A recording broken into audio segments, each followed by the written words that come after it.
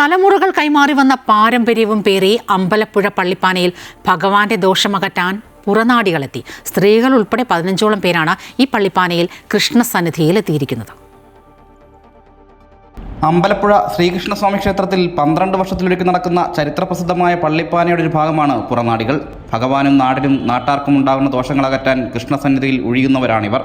Parnell കൊണ്ടാണ് ഇവർ ദോഷങ്ങളകറ്റാൻ ഒഴിയുന്നത്.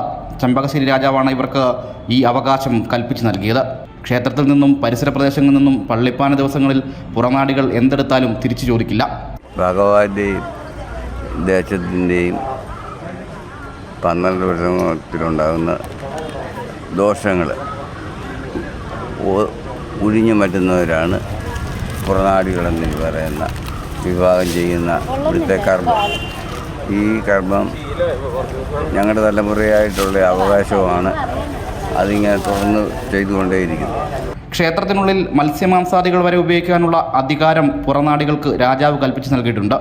ഇത്തവണ അമ്പലപ്പുഴ ക്ഷേത്രത്തിൽ ചെറുതന വേലൻ പറമ്പിൽ രവി പുറമറ്റത്തിൻ്റെ നേതൃത്വത്തിലുള്ളവരാണ് പുറനാടികളായി എത്തിയിരിക്കുന്നത്. സ്ത്രീകൾ ഉൾപ്പെടെ 15ഓളം പേരാണ് ഈ പള്ളിപ്പാനയിൽ കൃഷ്ണസന്നിധിയിൽ എത്തിയിരിക്കുന്നത്. അമൃത ന്യൂസ്, ആലപ്പുഴ.